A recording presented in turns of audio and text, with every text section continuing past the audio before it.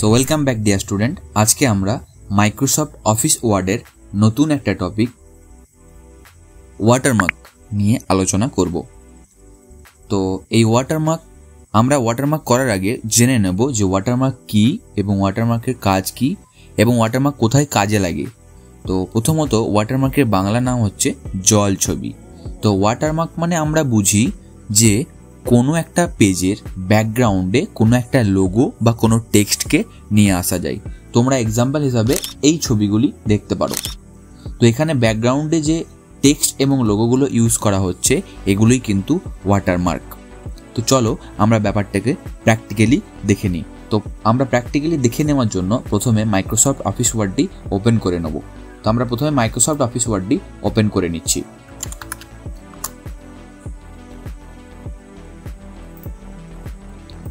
Microsoft office ওয়ার্ডটি open করে নেওয়ার পর আমরা ওয়াটারমার্কটি পারফর্ম করব।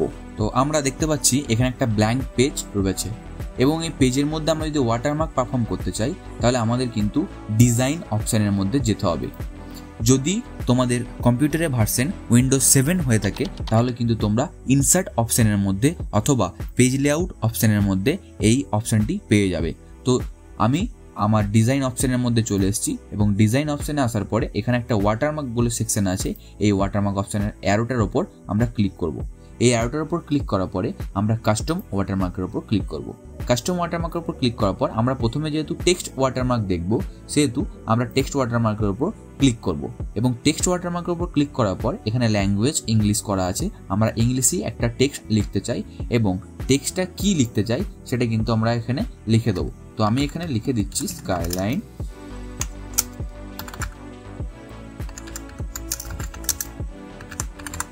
তো আমি কিন্তু আমার ইউটিউব চ্যানেলের নামটা এখানে লিখে দিয়েছি। এটা দিয়ে আমি কিন্তু আমার পেজ ব্যাকগ্রাউন্ডে ওয়াটারমার্ক করতে পারবো।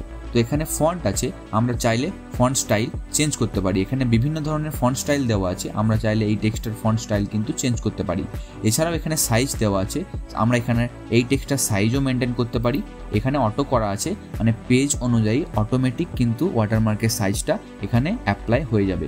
এছাড়াও এখানে কালার অপশান আছে, আমরা চাইলে কিন্তু বিভিন্ন কালার দিয়েও ওয়াটারমার্কটাকে নিয়ে আসতে পারি। আমরা যদি এবার অ্যাপ্লাই করি এবং ওকে করি এবং এটাকে ক্লোজ করি তাহলে কিন্তু তোমরা দেখতে পাচ্ছ পেজের মধ্যে একটা ওয়াটারমার্ক চলে এসছে এবং এই ওয়াটারমার্কটা কিন্তু আমি যেই নামটা লিখেছিলাম সেই নাম দিয়ে চলে এসছে। এবার আমরা ওয়াটারমার্কে যাওয়ার পর আবার কাস্টমার ওয়াটারমার্কের মধ্যে গেলাম।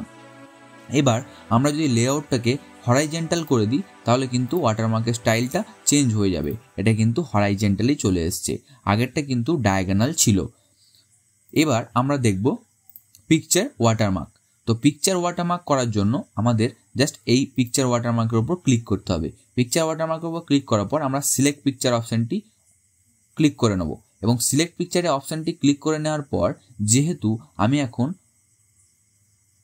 অফলাইন আছি সেহেতু আমাকে কিন্তু একটি মেসেজ এখানে দেখাচ্ছে। আমরা যদি অনলাইন থাকি তাহলে কিন্তু অনলাইন থেকে বিভিন্ন ধরনের পিকচার তুলে নিয়ে এসে এখানে ওয়াটারমার্ক ইউজ করতে পারবো।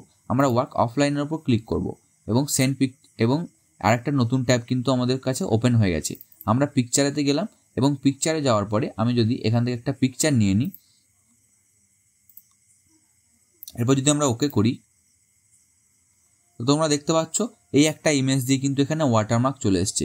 তোমরা তোমাদের প্রয়োজন মতো নিজেদের প্রয়োজন মতো কিন্তু ইমেজ এখানে সেট করতে পারো। তোমরা চাইলে নিজেদের ছবিও ওয়াটারমার্ক লাগাতে পারো। তো ওয়াটারমার্কগুলোকে রিমুভ করতে চাই তাহলে কি করে করব? তো আমরা আবার ওয়াটারমার্কের উপর ক্লিক করব এবং এখানে কিন্তু রিমুভ ওয়াটারমার্ক বলে একটা অপশান আছে। এই রিমুভ ওয়াটারমার্কের উপর ক্লিক করব, তাহলে কিন্তু ওয়াটারমার্কটি রিমুভ হয়ে গেল। তো এই ছিল আজকের ভিডিওটি ভালো লেগে থাকলে লাইক, কমেন্ট এবং শেয়ার এবং আমার চ্যানেলে নতুন হয়ে থাকলে চ্যানেলটি সাবস্ক্রাইব করে দিয়ে বেল আইকনের উপর ক্লিক করে দেবে।